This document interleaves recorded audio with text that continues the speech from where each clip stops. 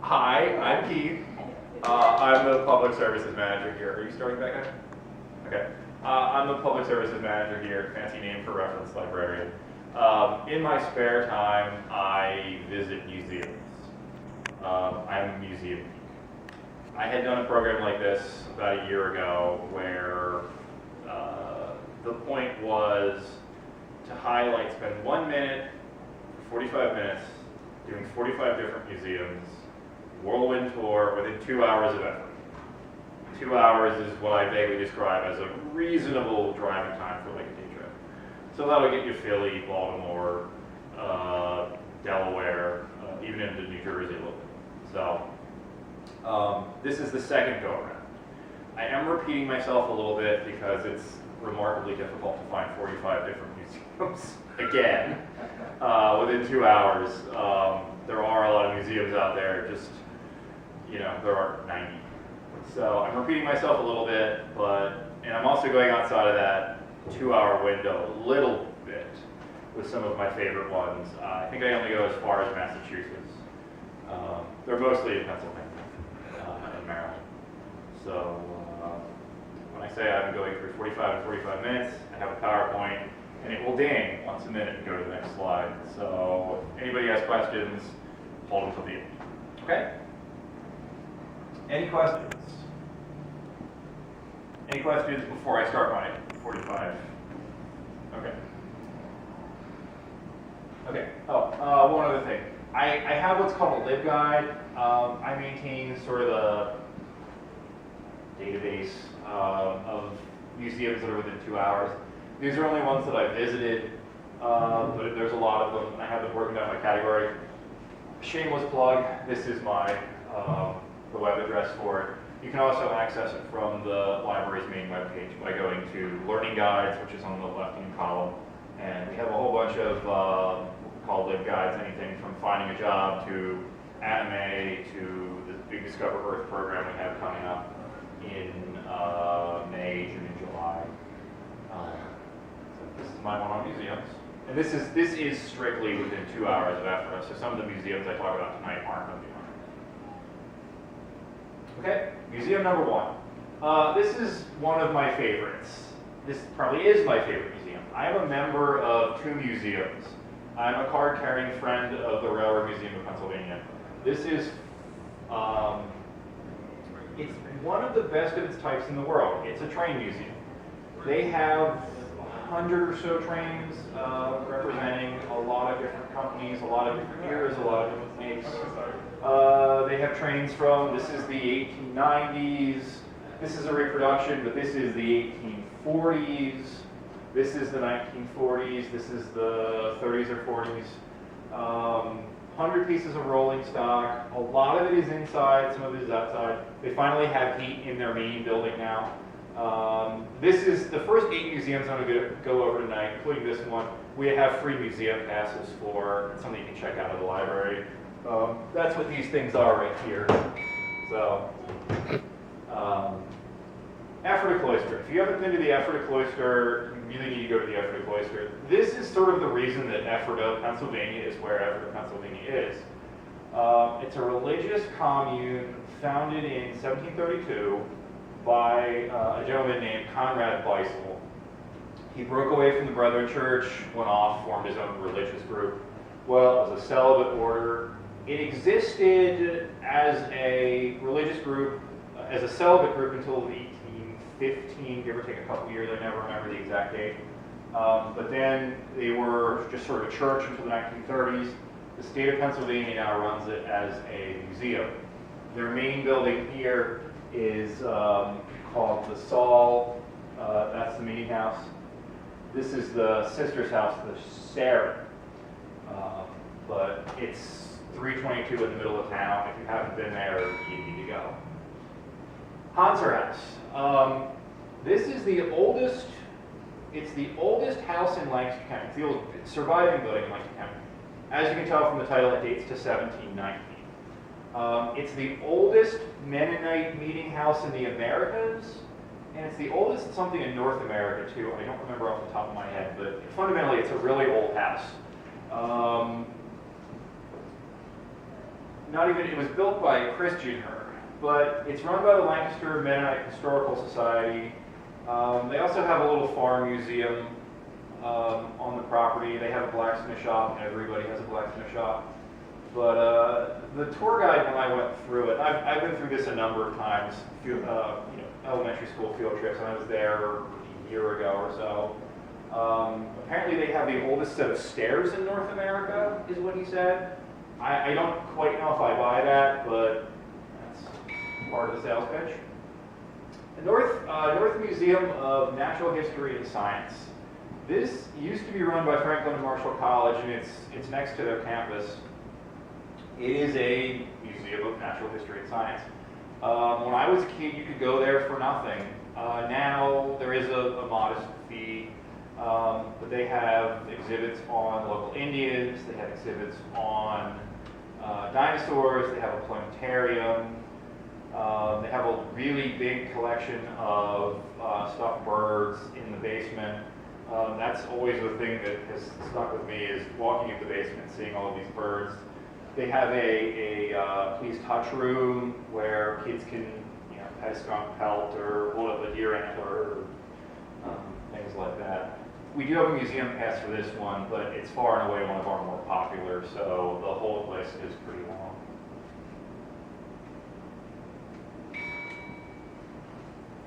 Landis Valley. This is another one of those, if you haven't been there, you need to go visit. Landis Valley is essentially Pennsylvania Dutch colonial Williamsburg. It's a small village of 15, 20 different buildings. It's down the road, maybe 15 minutes outside Ephrata, down what I know is Oregon Pike 272. But at one point it was a little town. Two brothers, Henry Landis and, I don't remember the other brother's name. Two brothers basically started collecting stuff, everyday objects. Spinning wheels, plows, tractors. They don't have one of them, they have 10 of them. They just have stuff there, lots and lots of stuff. But it's a really, really neat place. Most of these are buildings that were lived in by members of the Landis family. That right there is the original Landis Brothers house. Lancaster Science Factory. It's been a while since I've been down here, 2 or 3 years. This is on New Holland Avenue going into the city. It's geared toward middle school age. It's hands-on science activities for children. It's things like build a little car, build a little race car, or play on a water table. When I was there, the one thing I didn't get to do, because there was a little kid hogging it, was stick a little army guy in a tube and shoots it up in the air to show you how a parachute works. I really wanted to do that. But this is down on New Holland Avenue. This is another one. It's this and the North Museum that, unfortunately, the holds list is really long for the museum passes, but if you're willing to wait 3 months, it's definitely worth the trip. It is a really neat place. National Toy Trade Museum. This just actually reopened for the year. This and the Hans Herr House are closed over the winter. This is open in December. Hans Herr House is closed January, February, March, and they both reopen around April. This is just outside of Strasbourg. I think the actual address is Reims, but it's near the Caboose Motel. It is the national headquarters of the Toy Train Collectors Association, and it's, strangely enough, they have toy trains there. Some of the museums, they are what they say. It's a toy train museum. They have a lot of different layouts. They have a lot of trains on display. You can play with some of them. They have a little library there. It's an interesting place. It's just one of those things you never would think that they would make a museum about, but we have one here in Lancaster, or in Lancaster County. National Watch and Clock Museum, just like the title says. This is the National Association of Watch and Clock Collectors headquarters in Columbia, Pennsylvania. How they ended up in Columbia, I don't know. Lancaster County has a really strong clock-making tradition. Hamilton Watch was in the city, Bowman Technical School was in the city. There's still, you can learn to be a clockmaker in Lidditz. There's a watch practicum outside of town. But this, all kinds of clocks, from Asian clocks, case clocks, cuckoo clocks, railroad timepieces, things on how to become a clockmaker. They do have some kind of hands-on activities for kids. My favorite is this right here. It's called a monumental clock. It took somebody 30 years to make, and very intricate movements, and they actually do shows with it. Robert Fulton Birthplace. There's no such thing as a bad museum, but there's some that are sort of a little disappointing. And I'll point out, every museum prior to this, we have a museum pass for. Moving forward, we don't. Robert Fulton Birthplace is down at the southern end. Robert Fulton was the inventor of the steamboat. He invented a number of other things. I wanted more out of this, and it just wasn't there. You go in, and the tour guide is sort of like, all right, here it is. They have a room with some displays, and then it's just a couple of rooms. They have a nice garden. They have a really small bookshop. It's run by the local historical society, the Southern Lancaster Historical Society. It's not bad. It's just not really what I was looking for. I was kind of disappointed with my trip there. I really can't lie about that much.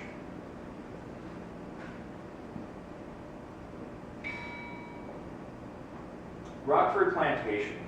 I've never actually taken the regular tour here. I went there Christmas a year ago for their candlelight tour, and you sort of walk around the building, and there's different people in each room. They give you sort of the spiel about the room you're in. So I really can't even speak for the regular tour, but this is in Lancaster County Central Park. It was the home of General Edward Hand. Edward Hand was a Revolutionary War officer, served as the adjutant general, it was, to George Washington. George Washington was in that building. So it dates to 1780, 1790. It is entirely surrounded by a county park, but they've got a barn where they host weddings, and it's just a big old building. I really did enjoy my tour there, and I really do need to go back and take the regular tour. The Christmas special that they did was pretty neat.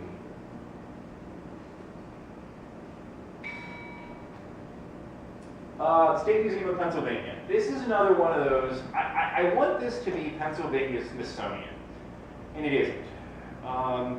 It is a really nice museum, but it is a little dated. It's a large museum. There's 4 floors, I think, and it covers anything from history to astronomy, geology. They have a little village inside with storefronts. They have an art display. They have things on Indians. They have things on transportation. They have things on, these are my 2 favorite things. This is a robot that they used in 3 Mile Island. It's a radioactive structure. You can't send people in there, so, they sent a robot in. That's the robot. And they sucked a mastodon out of the ground in Marsh Creek, PA. That is the Marsh Creek Mastodon right there. Fort Hunter Mansion. This is north of Harrisburg along the Susquehanna River. This Fort Hunter was a French and Indian War fort, and there's nothing left of it above ground. They do archaeological digs and pull things out of the ground now, but eventually somebody bought the property and turned it into a farm plantation. And this is the house that's there. I don't remember exactly when this was built, but it's a really neat building. You can go inside, take the tour. Most of these museums do have a modest entry fee. This one does too, but there's a neat park. There's a covered bridge there. There's a historic barn there. There's a couple of other historic structures. If you have any idea where the Rockville Bridge is, this is a little bit north of that on the Dauphin County side of the river, and it's owned and operated by Dauphin County. And I think this is another one that is only open summers. Army Heritage and Education Center. This is one I've been to a lot. One of my interests is military history. This is in Carlisle. This is an absolute gem. They just expanded their campus a little bit. About a year ago, they opened up a new building that has a little museum that tells the story of the American soldier. So you can tour it and learn, from the founding of the U.S. Army to to modern day, and that's what this is over here. They also have what they call their history trail, which they have different displays about different wars in American history. They have a World War I trench. This is a World War II training camp area. They have a Vietnam fire support base. They have other things for World War II. These are Civil War cabins. They have a German pillbox. And they just have it's about a 1 mile trail. It's really, really neat. Gettysburg. If you haven't been to Gettysburg, this is another one of those places you need to go. I really like the National Park Service. I think they do a really good job with the places that they operate. Gettysburg is a prime example of that. I used to work in Gettysburg, so I've been a little saturated with this over the years, but Gettysburg National Military Park is a couple of thousand acres telling the story of the 1863 battle that really did change the face of the Civil War. They're celebrating their 150th anniversary later this year in July. I wouldn't go anywhere near Gettysburg, basically from June to August. But it's one of the largest monument collections. It's one of the largest outdoor statuary collections in the United States. They also just opened up a new visitor center in 2008. It's a $150 million building, something like that. The Eastern Museum of Motor Racing, York Springs, Pennsylvania, which is also Adams County. I go to a lot of different museums, and this is another one of those. Who even knew it was there? It tells all about car racing. And we're not so much talking NASCAR, although they do have a little bit of that, as much as we're talking drag racing, dirt track racing. There are a lot of dirt tracks in South Central Pennsylvania. Williams Grove, Susquehanna, Lincoln Speedway. There's really not as many in Lancaster County, but York County, there's one up in Selinsgrove, there's a couple in Berks County. A very strong dirt track tradition. This is a museum that pays homage to that, and they're next to an old historic track at the Lattimore Fairgrounds. This is sort of between York Springs and Dillsburg, northern Adams County, kind of Gettysburg area. Hopewell Furnace National Historic Site. This is one of those that I don't think many people really know about it. Every time I've been there, visitation numbers have been kind of low, but it's a free museum. It's in Berks County, so you're only talking a half hour or so from here. It's a little village. It's run by the National Park Service. If you're familiar with where French Creek State Park is, this is the middle of French Creek State Park. And it's an iron furnace. This is the furnace stack right here. Iron Master's Mansion, stable, company store, Wood Hicks Hut. They have sort of a little community in the middle of really nowhere that tells you how they made iron. It's similar to Cornwall Iron Furnace, but this is a more complete village, and it's free. The USA Weightlifting Hall of Fame in York, PA. York Barbell is a noted maker of barbells, oddly enough, and it's also, oddly enough, in York, PA. I went there, I was there for a half hour. There's not a whole lot to say about it. It's an interesting place, but it's just something that hasn't really been touched in 10 years. They have a Hall of Fame, but the last inductee was 2003, and it just looks dated. And there's interesting stuff there, but it's all weightlifting. And this really is huge, and that was one guy's his sort of freak show strongman barbell. It is really enormous. It's right off of you can see it off of Interstate 83. There's a famous sort of statue of a guy like this at York Barbell. These are two separate museums in Doylestown. Henry Chapin Mercer did like fire. I guess a family member was in a fire, so he built all of his structures out of concrete. Henry Chapin Mercer is a tile maker by trade.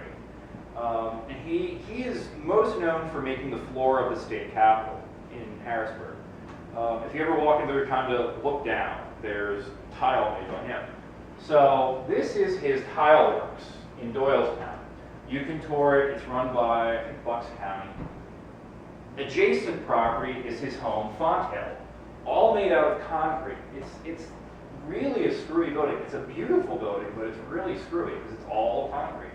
He also has a museum called the Mercer Museum, also made out of concrete, that houses pre-industrial artifacts, farm equipment, things like that. Valley Forge National Historic Site, another one of those things that if you haven't been there, go. This is where George Washington and the Continental Army hung out during the winter. Hung out's probably not the right term, but this is where they were during the winter of 1776, something like that. I'm a little fuzzy with dates, but again, it's run by the National Park Service. It's free. It's a pretty big campus. I keep calling it a battlefield. There were no battles fought there. But this is sort of where the Continental Army was trained, and they went through a harsh winter, and sort of they transformed into kind of this mob into an army that really could take on the British, and eventually did win the Revolution. But they have hut reproductions. This is what's called a triumphal arch. They have an artillery park kind of in the middle of the complex, and then this is Washington's headquarters, where he lived during that time. Winterthur Museum and Country Estate, Wilmington, Delaware. There's a couple of museums in sort of northern Delaware, southern Pennsylvania, that are all attributed to the DuPont family of DuPont Chemical. I don't remember which DuPont this exactly belongs to. I want to say Samuel, but this is basically a museum of American life. He turned his whole house, and it's a large house, into a museum of American stuff. There's a lot of depictions of George Washington there. You can actually get a degree from the University of Delaware on that site. They use that museum for their American Studies program. But they also have an extensive garden. This is a soup tureen. They have the Campbell's soup tureen collection there. And that's one of my favorites. You eat soup out of it. I'm not quite sure how. Longwood Gardens. Kind of a museum, more a public garden, but again, it's another one of these places run by a DuPont. This is Pierre DuPont. In the late 1800s, early 1900s, he started building gardens. He wanted to save a tract of land that somebody was going to tear down in what's called Pierce's Park. So he made a big public garden, and it's grown today into probably the leading institution of its type, at least on the East Coast, probably the country. But Pierre DuPont's house is now, that's kind of the historical part of it. You can go in and look around, but even some of the fountains, like this was built in probably the 30s or 40s. The big fountain there, that probably dates to the 1920s. It's just a really nice place to go on a spring afternoon and see flowers. Old Jail Museum. This is in Jim Thorpe, PA. This is coal country. This was an actual working prison, working county prison until the middle 1990s. This is most known for a group of people called Molly Maguires. Molly Maguires were coal miners. There was a labor dispute between coal miners and coal miners and coal mine owners. Well, the Molly Maguires were charged with murder. Some of them were charged with murder. And there's a story that one of the miners, before he died, he reached down in his cell, rubbed the dirt floor, took his hand, stuck it up on the wall, and said, that handprint is proof of my innocence, and that handprint will always stay there. And that handprint is still there. They've tried to paint over it, plaster over it, and it won't go anywhere. So there's a little bit of a ghost story on that one. Fort Mott State Park. Again, I like military history. This is a fort opposite Fort Delaware. Fort Delaware sits in the middle of the Delaware River, opposite Delaware City, Delaware. But this is in New Jersey. It's what's called an Endicott period fort. It's not typically what you think of, like a wooden frontier era fort, or something like a Fort McHenry or a Fort Sumter. This is early 20th century. It's just a long dirt-covered, concrete-backed structure that if ships tried to come up the Delaware River to attack Philadelphia, this is what they would run into. It's now a state park in New Jersey. I was there January. It's really nice because you're right on the water. Fort Delaware, Delaware City, Delaware. This is on what's called Pea Patch Island. It sits in the middle of an island in the Delaware River. This dates to the Civil War. It's most known as a Civil War prison. Of all of the tours that I've ever taken at historic sites, I think this was my favorite. And not just because it's a fort and I like things with guns. They just did a really neat job. The sort of idea was that the tour guides were leading you. You were inspectors from Washington City, and you were there to inspect the fort. And they took you to different places, and they had people there who would tell you, like, oh, this is the hospital, this is the commander's headquarters, this is this is what soldiers' barracks would look like, this is the kitchen. They just really did a great job of explaining everything, and it's just really well done. If you have any interest in the Civil War, this is a really good place to go. And it's in the middle of an island. The Havre de Grace Duck Decoy Museum. There's an entire museum a little over an hour away from here devoted to duck decoys. Kind of like the Clock Museum, they have a lot of duck decoys. The northern Chesapeake Bay, lower Susquehanna region apparently is a really big waterfowl hunting area. There's a lot of mud flats along that area. Duck decoys are an art form, and they have a lot of them. They have displays on how they're made. They have displays on specific artists, and apparently there are artists who are known for making duck decoys. But these are some of my favorites. I apologize for some of the pictures. They didn't really turn out too well. I take most of these with my cell phone. But they also have a little library there about duck decoys. It's a cute museum, to say the least.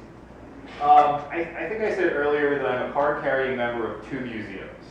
One is the State Railroad Museum. The other is Historic Ships in Baltimore, largely because this guy right here. I have a fascination with the Coast Guard. I think they do a lot of good work, so that's probably my favorite boat. This is one of my three favorite museums, and I'll get to my other favorite museum at the end. But this has 4 historic ships in Inner Harbor. It's sort of around the aquarium. Like this is the aquarium right here. This is the lightship Chesapeake. Its idea was to park in a dangerous place, and well, it's kind of a floating lighthouse. That's a World War II submarine, USS Torres. This is a Civil War era wooden sailing ship, the USS Constellation. And then this is a U.S. Coast Guard cutter. It served in the United States Coast Guard from 1936 to 1986. So it was, and it was in World War II too. It was the last survivor of Pearl Harbor. Baltimore and Ohio Railroad Museum. I also like railroads. And this is, it's technically devoted to one specific railroad, but they do have a lot of different companies represented. This is in Baltimore, not far from Inner Harbor, probably a mile, does that sound right? Yeah, something like that. But a lot of it's indoors, some of it's outdoors. They have all kinds of trains. You can take a train ride. It's admissions $15-ish, $10, $15, something like that. But they have this beautiful, absolutely gorgeous roundhouse. That picture just doesn't do it justice. It's a huge building. And there's you drive a train in here. It's probably 5 stories tall. But they have a really nice collection of. If there's one limitation to the State Railroad Museum of Pennsylvania, they don't have really old trains. This has 1850s, 1860s, 1870s. This is one that I really didn't even know about until last fall.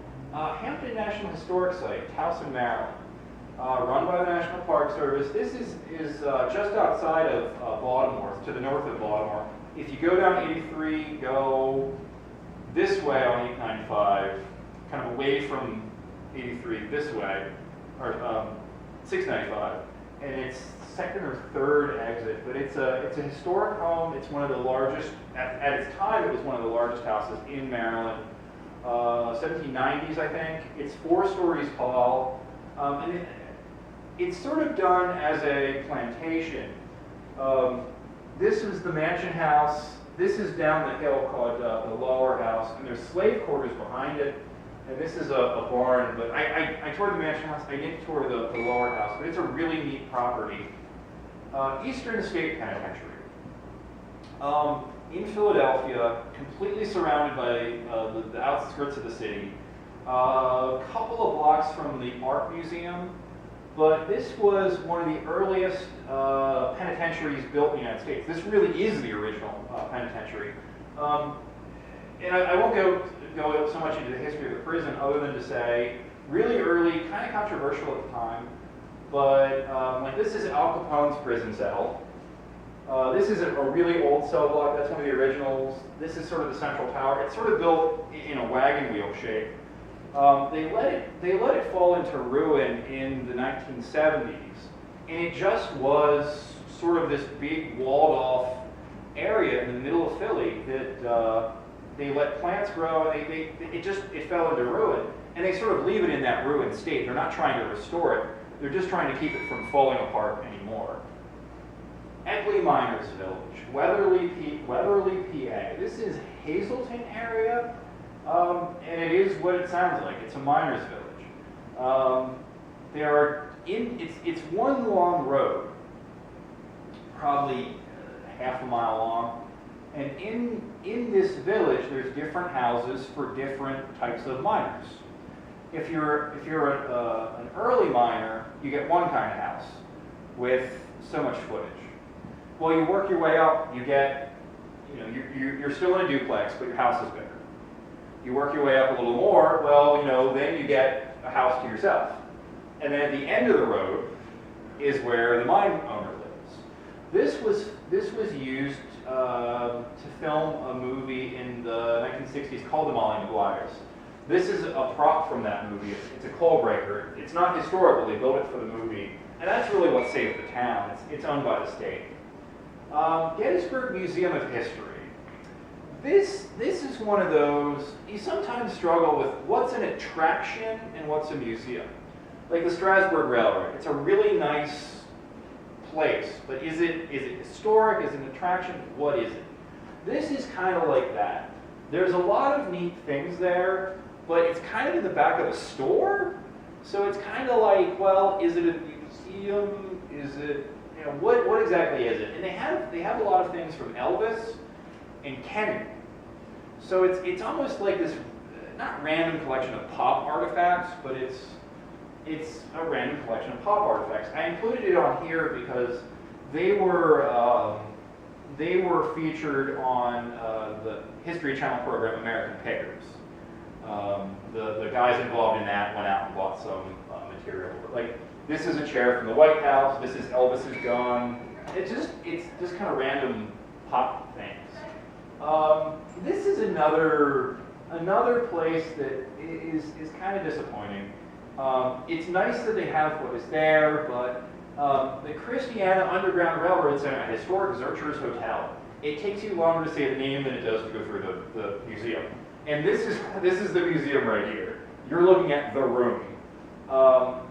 It's sort of a room set aside in an office building.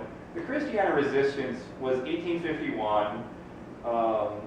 The long story short is a slave owner from Maryland came up into Pennsylvania to reclaim what was his property.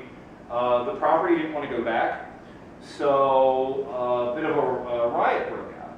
And there's more to it than that, but that's the long and short. And this is sort of the commemoration of that event in 1851. They do have a historical marker. It's really an interesting event in American history, but yeah, it is what it is kind of thing. SS John W. Brown, Baltimore, Maryland. I like historic boats. This is what's called a livery ship. It's a World War II cargo ship. It doesn't so much have a regular place that it is and you can go tour it. It's a working ship. It's a running ship. It's not like it still carries cargo around, but they use it for history cruises. I happened to catch it on a weekend that was docked in Inner Harbor. It's regularly in Baltimore, but they had it docked in Inner Harbor. I loved it because you got to go everywhere. Like most historic boats, they don't let you go into the engine room. You could go crawl around the engine room of this boat, and they had people all over the place to answer questions.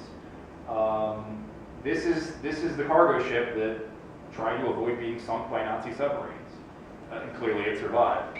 There's 2 of these that are still running. There's one in California too. Joseph Priestley House, Northumberland, Pennsylvania. Northumberland is where the north and west branch of the Susquehanna come together to form the main stem. Joseph Priestley is usually given credit for discovering oxygen. And shameless plug for Discover Earth. We have a big science program coming here, May, June, July. A volunteer at this museum is coming here to portray Joseph Priestley. The man is brilliant. His name's Ron Blashley. I was up there for Charter Day. Charter Day is it's in March. It's free admission to all the state museums. But went up, saw the house. Joseph Priestley discovered, I believe, carbon dioxide in this room right here. He's originally from England. He was also a clergyman, so he had some sort of radical ideas, and there's a good reason why he left England and ended up in Pennsylvania. I think his house in England was burned down because he had some radical ideas about theology, and people in England really didn't like that, so he kind of had a fleet. Conrad Weiser Homestead. This is in Berks County, close to Lebanon County.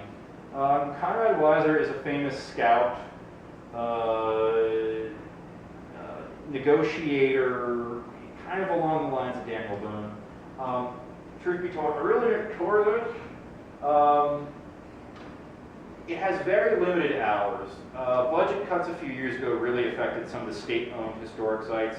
This is one that was closed down.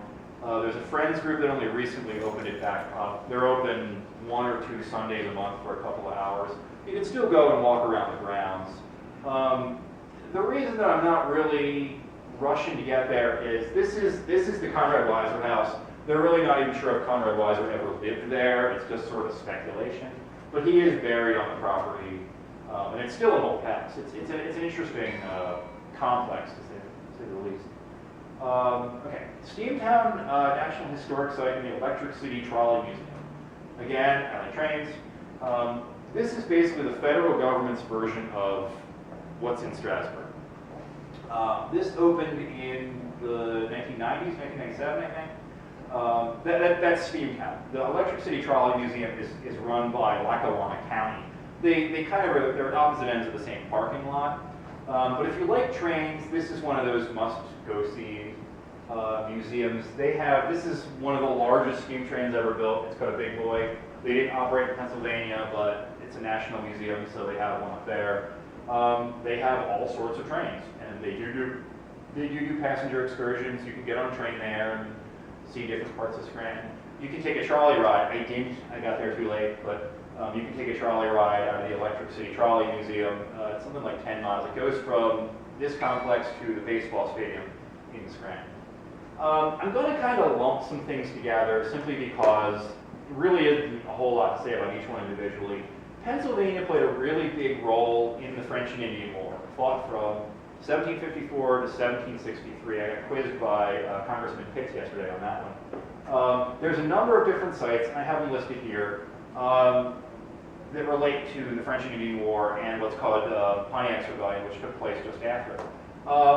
My personal favorite is this one right here. This is Fort Ligonier. It's in Ligonier. It's a reconstruction. I like to call it Fort Pointy because, as you can tell, it's got a lot of pointy things on it.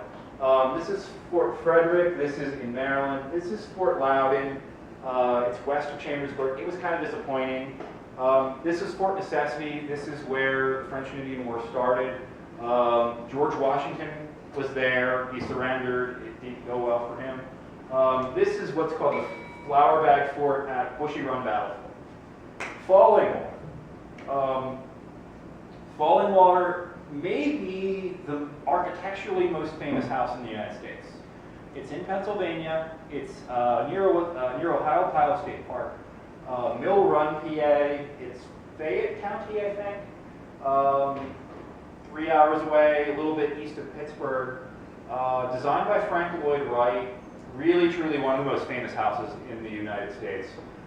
This is sort of the iconic view. This is what popularized what's called the cantilever. You have these structures that stick out over this waterfall, and the only thing holding up is the weight of the rest of the house.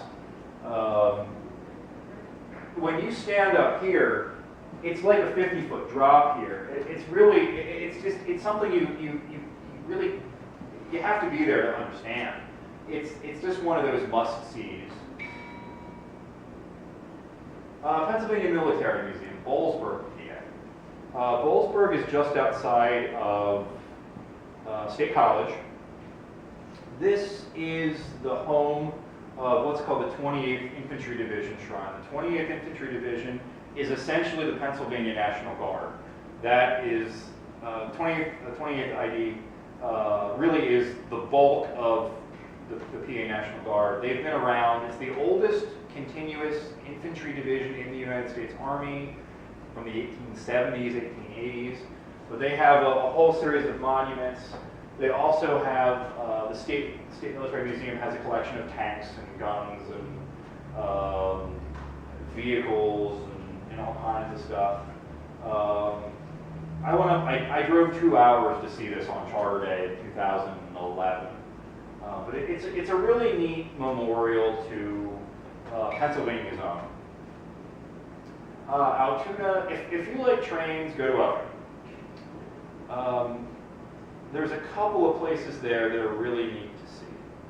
Altoona Railroaders Memorial Museum is not a railroad museum, it's a railroaders museum. They make that distinction. It's not so much a memorial to a train as much as the people who ran the train. The idea was, we're going to tell the story of the individual, the people who were there. So, it's not to say there are no trains there, but it's largely the people.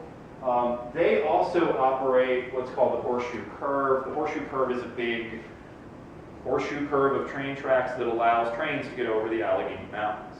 At the time, it was considered an engineering marvel that they could do this. Prior to that, they used something, and this is a National Historic Site, called the Allegheny Portage Railroad, that they would use stationary steam engines and sort of winch things up hills. That's what this is here. Western Maryland area Civil War site. I sort of lump stuff together, and that's kind of the phase we are at this presentation. These are all sort of around Hagerstown, Frederick, Maryland. Monocacy was a small battle fought in 1864. It's really one of those lightly visited national parks. There's an interstate highway that runs right down the middle of it. But it's almost the anti-Gettysburg. You count the number of monuments there on one hand. Antietam is a major battlefield. It was fought in 1862.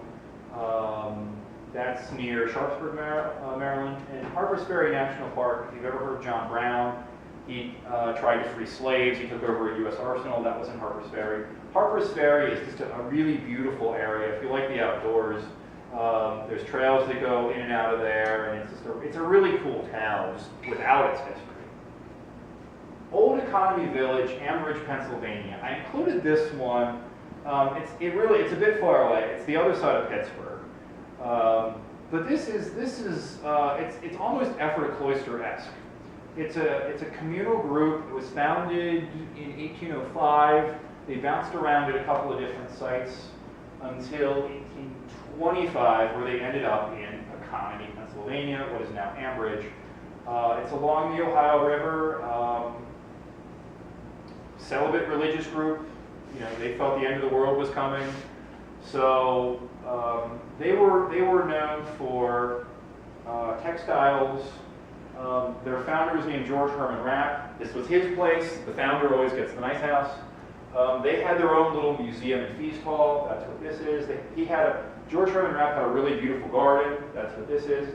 I think this is the first state historic site, if I remember correctly. Service Academy Museums. Again, these are a bit far away, but the Naval Academy Museum and the West Point Museum both have really neat collections. And it's just sort of, they have stuff that you kind of stand there and you're like, history took place there. This table right here, World War II ended on that table. When the Japanese surrendered on the deck of the battleship USS Missouri, that was the table they used. That was the tablecloth they used. If you've ever heard of the USS Monitor, one of the first iron ships, that's a piece of it. This is at the U.S. Military Museum. It's an Hurley tank. It's really neat to just walk through a museum and that's George Patton's helmet, and this is Dwight Eisenhower's gun, and this is Alexander the Great's sword. Everywhere you turn in museums like this, they just have really neat stuff. Battleship Cove, Fall River, Massachusetts. I like historic boats. If you like historic boats, this is where you go. Battleship, USS Massachusetts. Submarine, USS Lionfish. Destroyer, Joseph Kennedy. PT boat. PT boat, I don't remember the number, PT boat 617. I described myself when I visited this, not so much a kid in a candy store, but a kid in 4 candy stores. You just have free range to call around a battleship. It's just, for me, it's a lot of fun. I clearly like boats.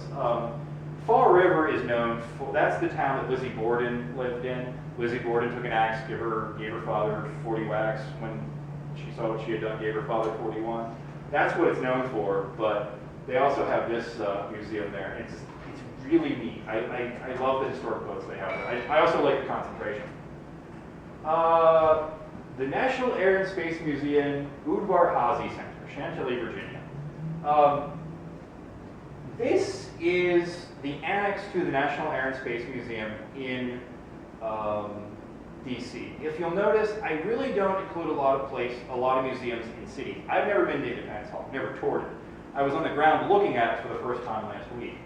I like this one because it's in an international airport. They have plenty of parking. It's $50, but they have plenty of parking. This is where they keep the stuff that's too big to fit in downtown DC. Hence, you have the Space Shuttle Discovery. You have the Enola Gay. You have an SR-71 Blackbird, the fastest plane ever built. Concorde, one of the transatlantic supersonic jets. They have planes everywhere. I mean, as you can tell, they're just hanging from the ceiling, on the ground. They have a lot of really cool stuff. And that was 45 minutes. I love my job because I get to do stuff like this. Again, this is the LibGuide that I made. When I did my original presentation, this is the museum list that I did. These are a little closer, and you will see some duplication, like Valley Forge and